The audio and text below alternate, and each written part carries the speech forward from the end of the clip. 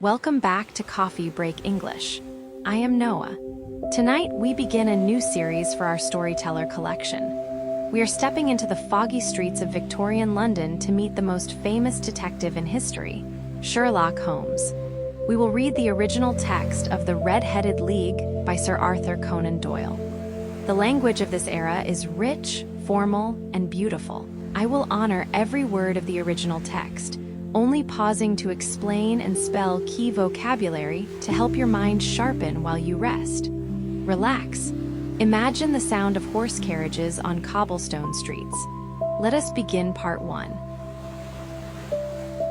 Part 1, The Red-Headed League original text. I had called upon my friend, Mr. Sherlock Holmes, one day in the autumn of last year, and found him in deep conversation with a very stout, florid-faced, elderly gentleman with fiery red hair. With an apology for my intrusion, I was about to withdraw when Holmes pulled me abruptly into the room and closed the door behind me. Intrusion, intrusion. It means the act of intruding or entering a place without being invited. You could not possibly have come at a better time, my dear Watson, he said cordially. I was afraid that you were engaged. So I am, very much so. I can wait in the next room. Not at all. This gentleman, Mr. Wilson, has been my partner and helper in many of my most successful cases, and I have no doubt that he will be of the utmost use to me in yours also. Utmost, utmost. It means most extreme or greatest. The stout gentleman half rose from his chair and gave a bob of greeting, with a quick little questioning glance from his small, fat encircled eyes. Sherlock Holmes shook his hands and settled him back into his chair. Greeting, greeting. A polite word or sign of welcome. I know, my dear Watson, that you share my love of all that is outside the conventions and humdrum routine of everyday life. You have shown your relish for it by the enthusiasm which has prompted you to chronicle, and, if you will excuse my saying so, somewhat to embellish so many of my own little adventures. Enthusiasm, enthusIasm. Relish, relish. Embellish, embellish. It means to make something more attractive by adding decorative details or extra features. Your cases have indeed been of the greatest interest to me, I observed. You will remember that I remarked the other day, just before we went into the very simple problem presented by Miss Mary Sutherland, that for strange effects and extraordinary combinations, we must go to life itself, which is always far more daring than any effort of the imagination. Extraordinary, extraordinary. Daring, daring. Adventurous or brave. A proposition which I took the liberty of doubting. You did, Doctor, but nonetheless you must come round to my view, for otherwise I shall keep on piling fact upon fact on you until your reason breaks down under them and acknowledges me to be right. Now, Mr. Jabez Wilson here has been good enough to call upon me this morning, and to begin a narrative which promises to be one of the most singular which I have listened to for some time. Proposition, proposition. A statement or assertion that expresses a judgment or opinion. Singular, singular. Remarkable or surprising, exceptional. You have heard me remark that the strangest and most unique things are very often connected, not with the larger but with the smaller crimes. And occasionally, indeed, where there is some doubt whether any positive crime has been committed. As far as I have heard, it is impossible for me to say whether the present case is an instance of crime or not. But the course of events is certainly among the most singular that I have ever listened to. Committed, committed. Instance, instance. An example or single occurrence of something. Perhaps, Mr. Wilson, you would have the great kindness to recommence your narrative. I ask you not merely because my friend Dr. Watson has not heard the opening part, but also because the peculiar nature of the story makes me anxious to have every possible detail from your lips. Recommence, recommence. To begin again. Peculiar, peculiar. Strange or odd, unusual. The portly client puffed out his chest with an appearance of some little pride, and pulled a dirty and wrinkled newspaper from the inside pocket of his greatcoat. As he glanced down the advertisement column, with his head thrust forward and the paper flattened out upon his knee, I took a good look at him, and endeavored, after the fashion of my companion, to read the indications which might be presented by his dress or appearance. Portly, portly. Having a stout body, somewhat fat. Endeavored, endeavored. Try hard to do or achieve something. Vocabulary review and practice. Tonight we met Mr. Jabez Wilson and the great Sherlock Holmes. Let us review the words that are now resting in your mind. Asterisk intrusion, intrusion. Asterisk utmost, utmost. Asterisk embellish, embellish. Asterisk extraordinary, extraordinary. Asterisk singular, singular. Asterisk peculiar, peculiar. Asterisk portly, portly. Asterisk endeavored, endeavored. We have only just begun to solve this singular mystery. Sherlock Holmes is observing the details that most people miss, and so are you. Your mind is absorbing the elegant patterns of English while you sleep. If you enjoyed this first part of our Sherlock Holmes series, please show your support for Coffee Break English. Like this video and subscribe so you don't miss part 2, where we discover the secret of the red-headed lead. I am Noah.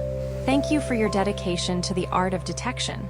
Sleep deeply now, dream of gas lamps and the mysteries of old London. Good night. Good night. Good night.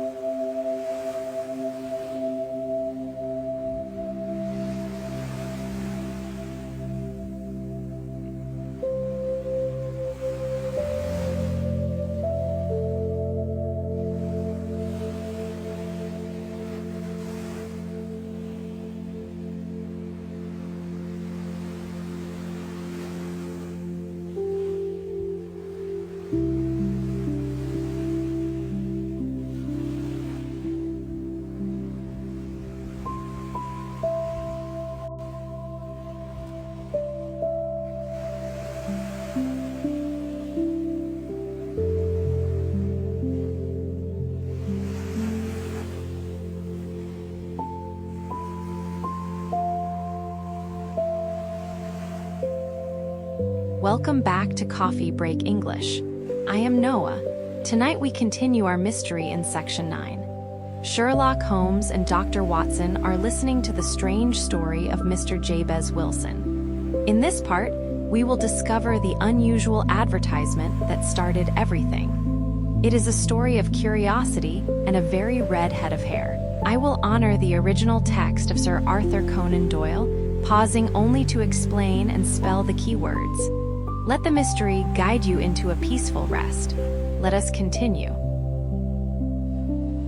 Part 2, The Red-Headed Leap.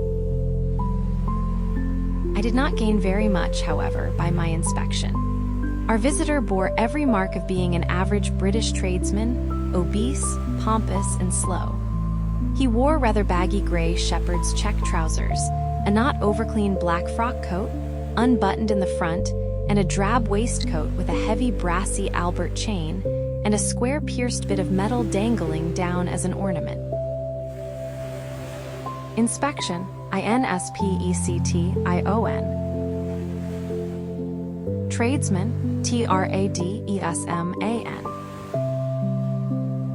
Person engaged in trading, or a skilled manual worker. Ornament, ORNAMENT. A thing used to make something look more attractive. Sherlock Holmes' quick eye took in my occupation, and he shook his head with a smile as he noticed my questioning glances. Beyond the obvious facts that he has at some time done manual labor, that he takes snuff, that he is a Freemason, that he has been in China, and that he has done a considerable amount of writing lately, I can deduce nothing else. Obvious, OBVIOUS. Manual, MANUAL. Deduce, DEDUCE. To reach a logical conclusion by reasoning. Mr. Jabez Wilson started up in his chair with his forefinger upon the paper, but his eyes upon my companion. "How, in the name of good fortune, did you know all that, Mr. Holmes?" he asked. "How did you know, for example, that I did manual labor? It's as true as gospel, for I began as a ship's carpenter." Companion, COMPANION. Gospel, GOSPEL. Something that is absolutely true. Your hands, my dear sir. Your right hand is quite a size larger than your left. You have worked with it, and the muscles are more developed. Well, the snuff then, and the Freemasonry? I won't insult your intelligence by telling you how I read that, especially as, rather against the strict rules of your order, you use an arcane compass breastpin. Intelligence, INTELLIGENCE. Ah, of course, I forgot that. But the writing? What else can be indicated by that right cuff so very shiny for 5 inches, and the left one with the smooth patch near the elbow where you rested upon the desk? Well, but China? The fish that you have tattooed immediately above your right wrist could only have been done in China. I have made a small study of tattoo marks, and have even contributed to the literature upon the subject. Indicated, INDICATED. Tattooed, TATTOOED. Literature, LITERATURE. Mr. Jabez Wilson laughed heavily. "Well, I never," said he. "I thought at first that you had done something clever, but I see that there was nothing in it after all." Holmes turned to me with a smile. "I begin to think, Watson," said he, "that I make a mistake in explaining. Omni ignotum pro magnifico, you know, and my poor little reputation, such as it is, will suffer shipwreck if I am so candid. Can you not find the advertisement, Mr. Wilson?" Reputation, REPUTATION. Candid, CANDID. Truthful and straightforward, frank. "Yes, I have got it now," he answered with his thick red finger planted halfway down the column. "Here it is. This is what began it all.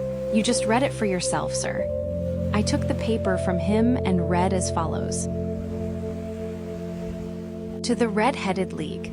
On account of the bequest of the late Ezekiah Hopkins, of Lebanon, Pennsylvania, USA, there is now another vacancy open, which entitles a member of the League to a salary of £4 a week for purely nominal services.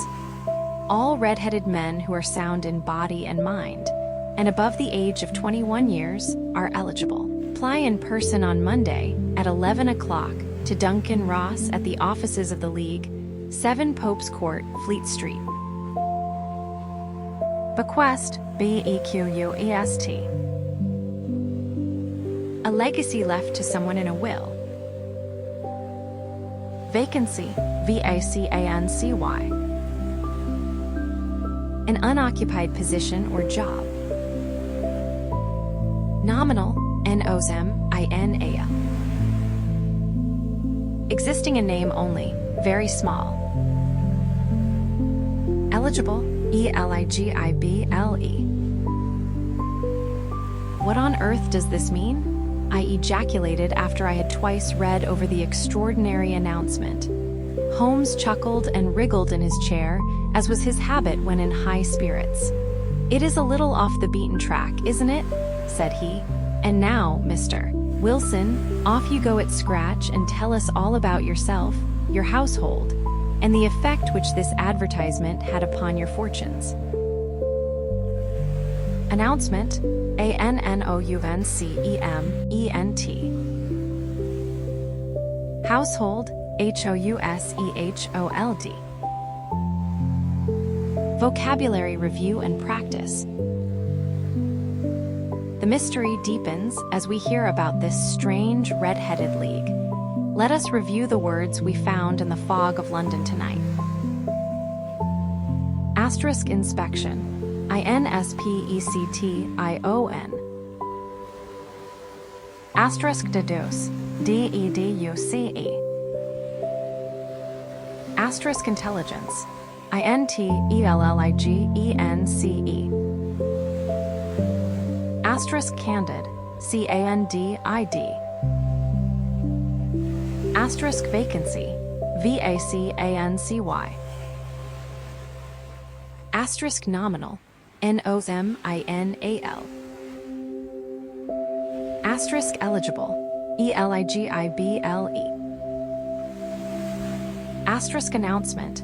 A-N-N-O-U-N-C-E-M-E-N-T. Sherlock Holmes has shown us that the smallest details can reveal the biggest truths.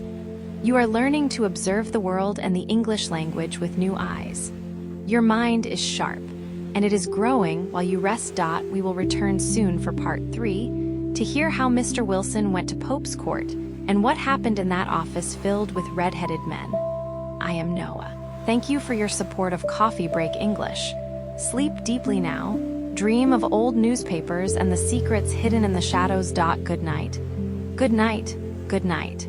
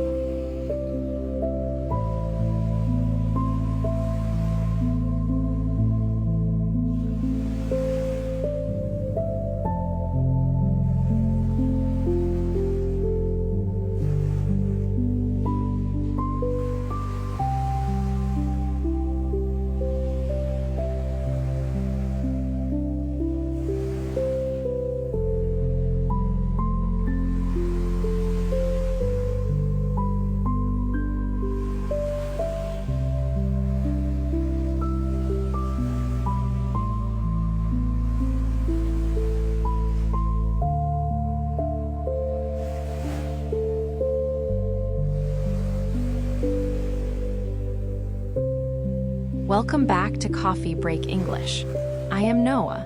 Tonight we continue the singular case of the Red-Headed League in Section 9. Imagine the crowded streets of London, filled with a sea of bright red hair. Mr. Jabez Wilson is about to tell us how he pushed through the crowd and entered that mysterious office on Fleet Street. As always, I will honor the original words of Sir Arthur Conan Doyle, only pausing to spell and explain the most important vocabulary. Let your mind travel back in time. Let us continue. Part 3, The Red-Headed League. It was just as I tell you, Mr. Holmes, said Jabez Wilson.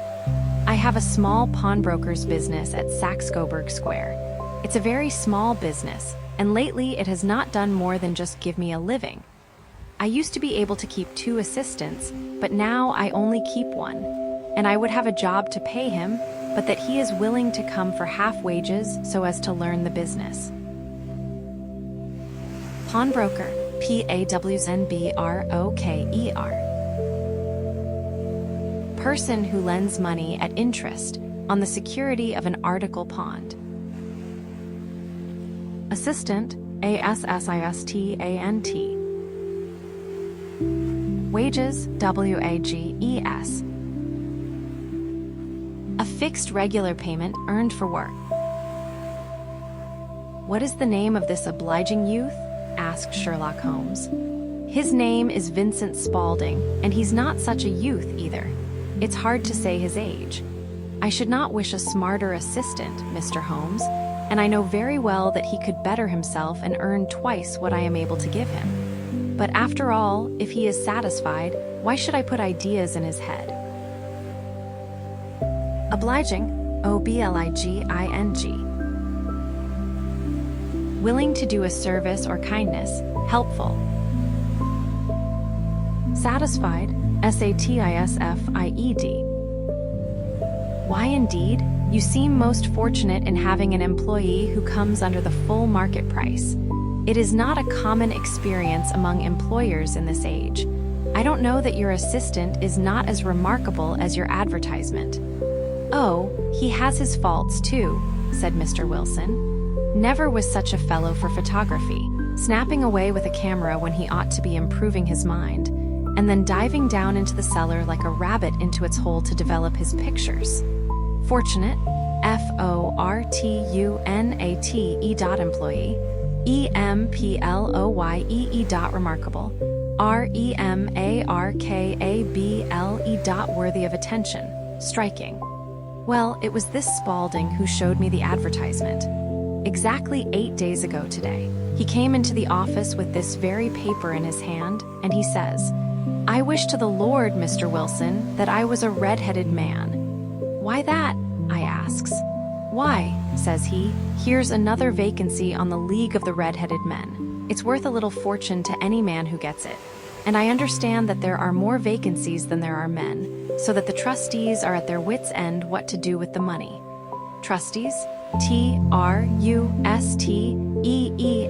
People who manage property or money for another. Well, I went to the office with Spaulding. I never hoped to see such a sight as that again, Mr. Holmes. From north, south, east, and west, every man who had a shade of red in his hair had tramped into the city to answer the advertisement. Fleet Street was choked with red-headed folk. Every shade of color they were straw, lemon, orange, brick, Irish setter, liver, clay. But as Spaulding said, there were not many who had the real vivid flame-colored tint. Choked, CHOKED. Filled or blocked. Vivid. VIVID. Intensely bright and distinct. When we reached the office, Spaulding pushed and pulled and elbowed until he got me through the crowd and right up to the steps which led to the office. There was a double stream upon the stair, some going up in hope and some coming back dejected, but we wedged in as well as we could and soon found ourselves in the office. Dejected. DEJECTION. Wedged. WEDGE. Squeezed into a narrow space. In that office was nothing but a couple of wooden chairs and a deal table, behind which sat a small man with a head that was even redder than mine. He had a few words with each candidate as he came up, and then he always managed to find some fault in them which would disqualify them. Getting a vacancy did not seem to be such a very easy matter. After all, Candidate, candidate dot disqualify, disqualify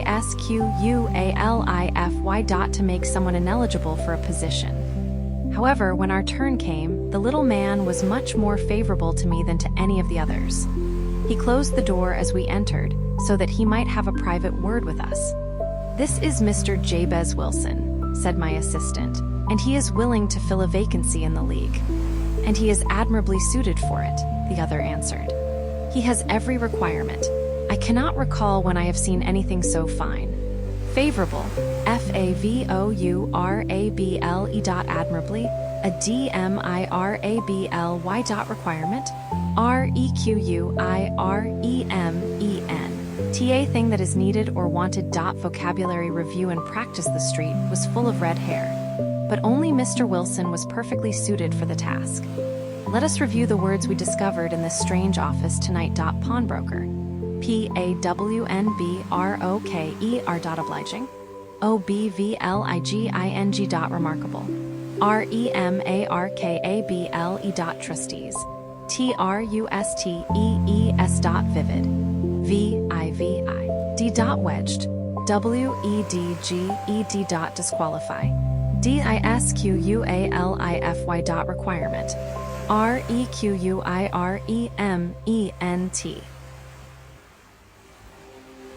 The Mysterious League has chosen its new member.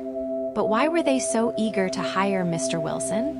Sherlock Holmes is already beginning to suspect the truth, and soon you will too. Your mind is building its own library of knowledge while you drift into sleep.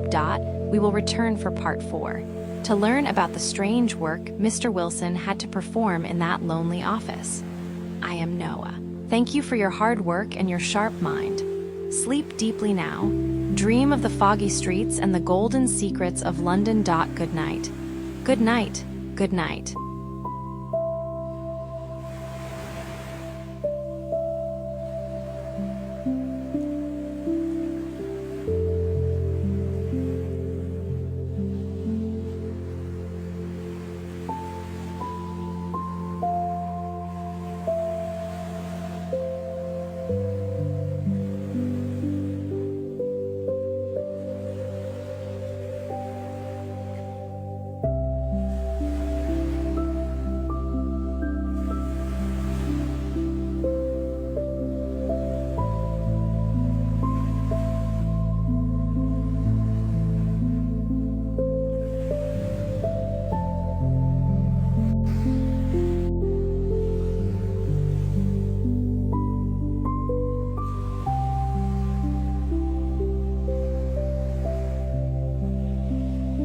Welcome back to Coffee Break English. I am Noah. Tonight we dive deeper into the fog of Victorian London in Section 9. Mr. Jabez Wilson has just told us how he was selected from a sea of red-headed men to join a mysterious league. Now he is about to describe the most unusual work he was hired to perform. Imagine the smell of old ink and the scratch of a pen on paper in a quiet room. I will honor the original words of Sir Arthur Conan Doyle, pausing only to spell and explain the key vocabulary. Let your mind become a detective. Let us continue. Part 4, The Red-Headed League. I was to have my salary of £4 a week, said Mr. Jabez Wilson. And for that I was to be in the office, or at least in the building, the whole time. If I left, I forfeited my whole position forever. The service was to be purely nominal to copy out the Encyclopedia Britannica. I was to provide my own pens, paper, and blotting paper, but they provided the table and chair. Forfeited, forfeited. To lose or be deprived of property, or a right as a penalty for wrongdoing. Nominal, nominal. Existing in name only, very small. Blotting paper, blottingpaper. Absorbent paper used for drying ink. I started on the A's that very day. It was a little tedious, but the salary was so good that I felt I could endure it. I used to go in at 10 and leave at 2. I never left the room for a moment during those 4 hours. The manager, Mr. Duncan Ross, came in once or twice to see that I was there, but at 12 o'clock he made a point of going away and leaving me alone. Tedious, T-E-D-I-O-U-S. Too long, slow, or dull. Tiresome or monotonous. Endure, E-N-D-U-R-E. To suffer something difficult or painful patiently. This went on day after day, Mr. Holmes. On Saturday, the manager came in and tabulated my work. He paid me my 4 golden sovereigns. It was the same next week, and the same the week after. By degrees, I had got onto the Abbots, and then to architecture, and then to Attica, and I hoped that I might get onto the B's before very long. It cost me something in ink, and I had pretty nearly filled a shelf with my ledgers. Tabulated, T-A-B-U-L-A-T-E-D. To arrange in a table or list. Sovereigns, S-O-V-E-R-E-I-G-N-S. A British gold coin worth £1. Ledgers, L-E-D-G-E-R-S. A book for keeping financial accounts. And then suddenly the whole business came to an end. This morning I went to my work as usual at 10 o'clock, but the door was shut and locked, and a little square of cardboard was pinned onto the middle of the panel with a drawing pin. Here it is, and you can read it for yourself. He held up a piece of white cardboard. It read in large letters. The Red-Headed League is dissolved. October 9th, 1890. Dissolved, D-I-S-S-O-L-V-E-D. To bring to an end, to close down. Sherlock Holmes and I surveyed this curt announcement and the rueful face behind it, until the comical side of the affair so completely overtopped every other consideration that we both burst out into a roar of laughter. "I cannot see that there is anything very funny," cried our client. "If you can do nothing better than laugh at me, I can go elsewhere." "No, no," cried Holmes, shoving him back into his chair. "I really wouldn't miss your case for the world. It is most refreshingly unusual." Surveyed, S-U-R-V-E-Y-E-D. To look carefully and thoroughly at someone or something. Curt, C-U-R-T. Rudely brief or abrupt. Rueful, R-U-E-F-U-L. Expressing sorrow or regret, especially in a wry or humorous way. Vocabulary review and practice. The strange job has disappeared as quickly as it began.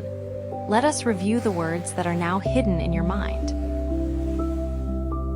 Asterisk forfeited, F-O-R-F-E-I-T-E-D. Asterisk tedious, T-E-D-I-O-U-S. Asterisk tabulated, T-A-B-U-L-A-T-E-D. Asterisk sovereigns, S-O-V-E-R-E-I-G-N-S. Asterisk dissolved, D-I-S-S-O-L-V-E-D. Asterisk surveyed, S-U-R-V-E-Y-E-D. Asterisk rueful, R-U-E-F-U-L. The Red-Headed League is dissolved, and the mystery has truly begun. Why would anyone pay a man to copy the encyclopedia and then suddenly disappear? Sherlock Holmes is already connecting the threads, and so are you. Your mind is sharp, and it is absorbing the elegant patterns of English while you rest. We will return for part 5, where Holmes and Watson visit Saxe-Coburg Square to investigate the suspicious assistant and the cellar. I am Noah. Thank you for your support of Coffee Break English. Sleep deeply now. Dream of golden coins and the secrets behind locked doors. Good night, good night, good night.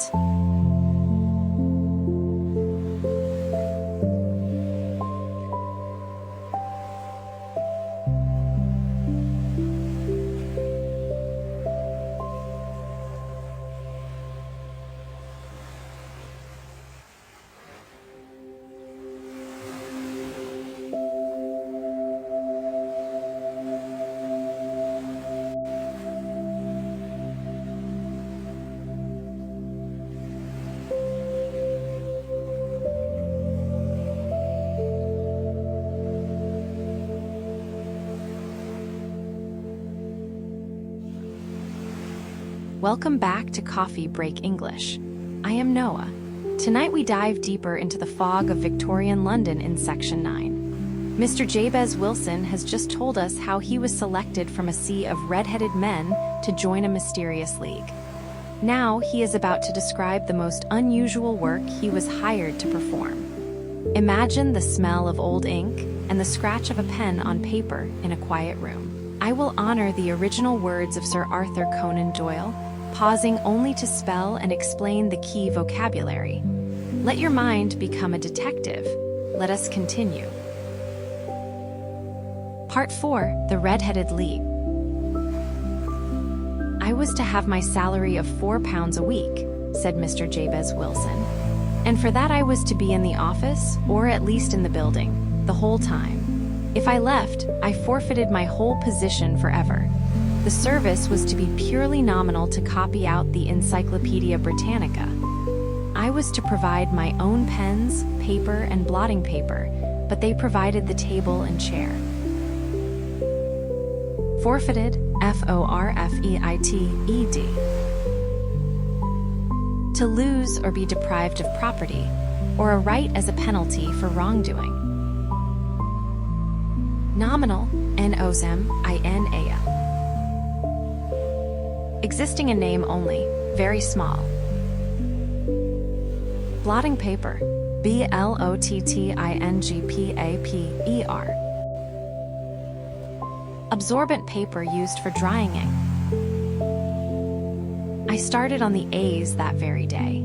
It was a little tedious, but the salary was so good that I felt I could endure it.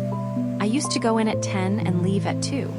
I never left the room for a moment during those 4 hours. The manager, Mr. Duncan Ross, came in once or twice to see that I was there, but at 12 o'clock he made a point of going away and leaving me alone. Tedious, T-E-D-I-O-U-S. Too long, slow, or dull, tiresome, or monotonous. Endure, E-N-D-U-R-E. To suffer something difficult or painful patiently. This went on day after day, Mr. Holmes. On Saturday, the manager came in and tabulated my work. He paid me my 4 golden sovereigns. It was the same next week, and the same the week after.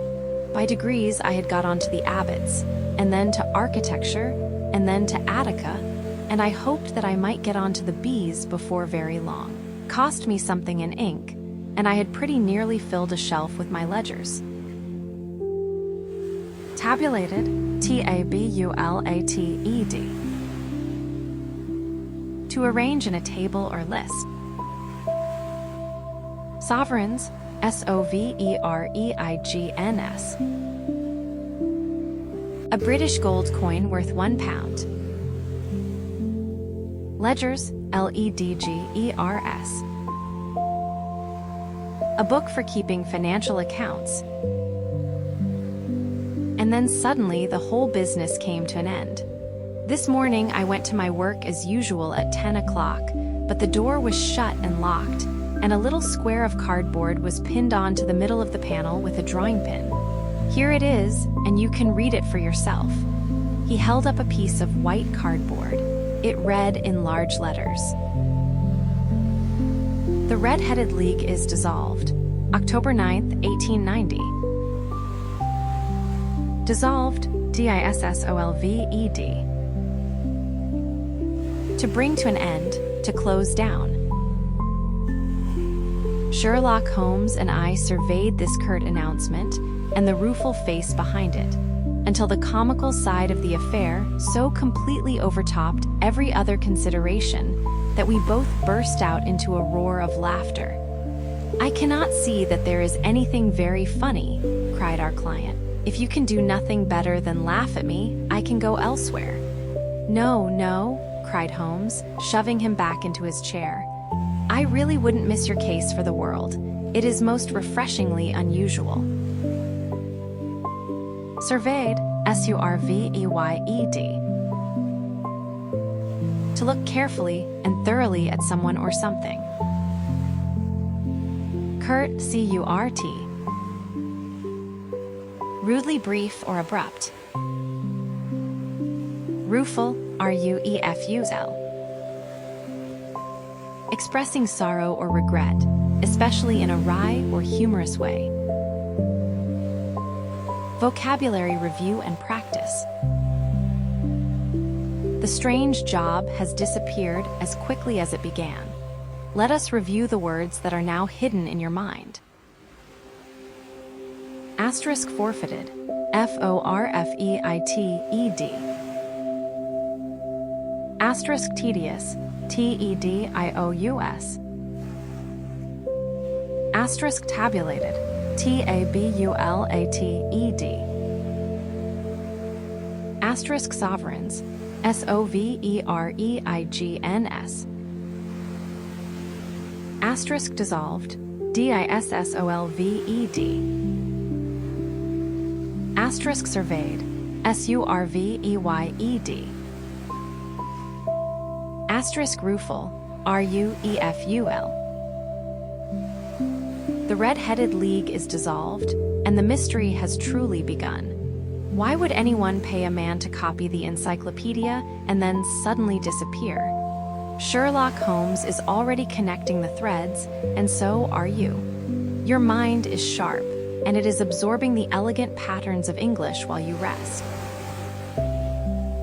We will return for part 5, where Holmes and Watson visit Saxe-Coburg Square to investigate the suspicious assistant and the cellar. I am Noah. Thank you for your support of Coffee Break English. Sleep deeply now. Dream of golden coins and the secrets behind locked doors. Good night, good night, good night.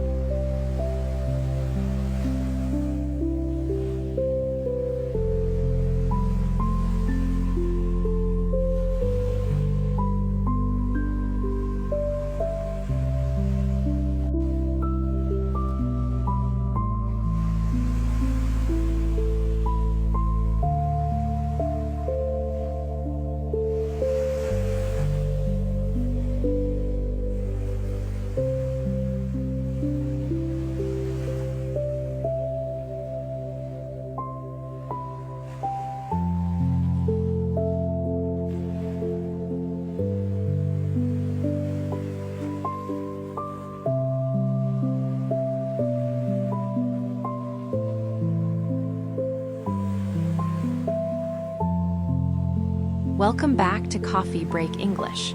I am Noah. Tonight we follow Sherlock Holmes to the quiet streets of Saxe-Coburg Square. The great detective is no longer sitting in his chair with a pipe. He is now on the street, using his eyes and his cane to find the truth. We will see him knock on a door and look at a pair of trousers in a very strange way. I will honor the original words of Sir Arthur Conan Doyle, pausing only to spell and explain the key vocabulary. Let your mind become as sharp as a diamond. Let us continue. Part 6, The Red-Headed League. Sarasate plays at the St. James's Hall this afternoon, Holmes remarked. What do you think, Watson? Could your patience spare you for a few hours? I have nothing to do today. My practice is never very absorbing. Then put on your hat and come. I am going through the city first, and we can have some lunch on the way. I observe that there is a good deal of German music on the program, which is rather more to my taste than Italian or French. It is introspective, and I want to introspect. Absorbing, absorbing. fully taking one's attention, extremely interesting. Introspective, introspective.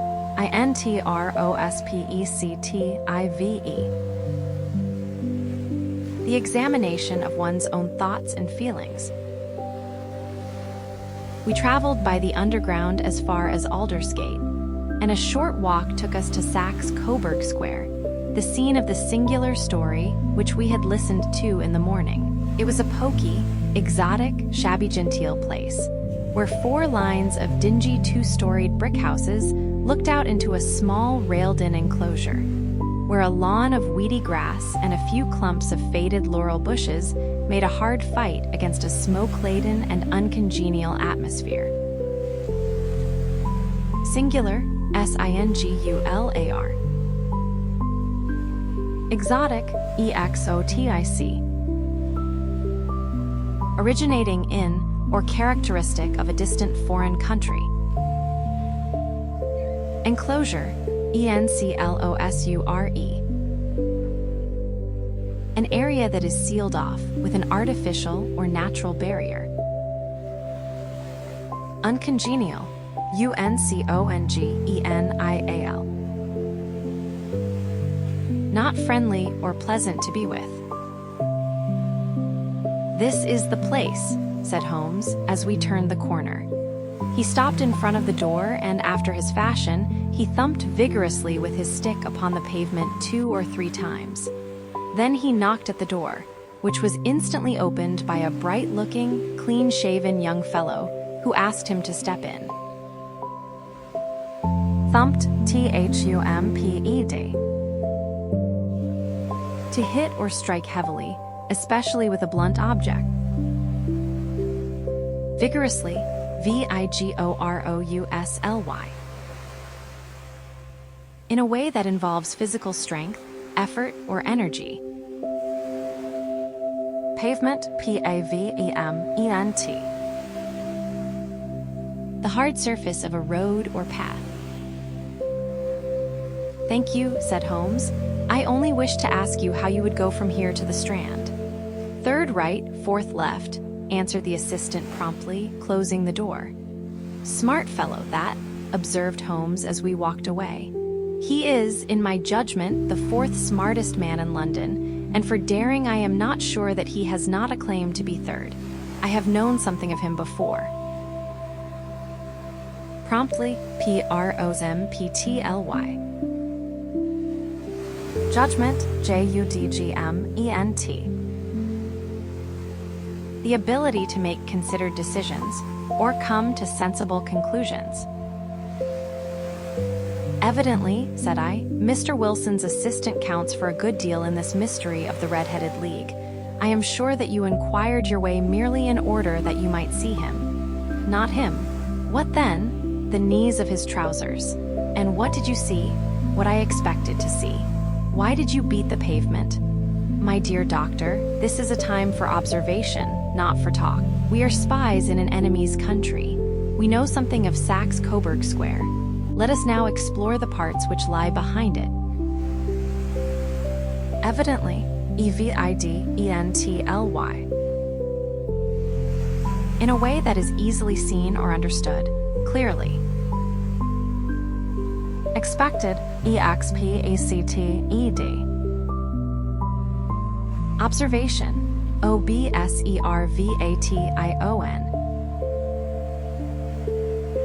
Vocabulary review and practice.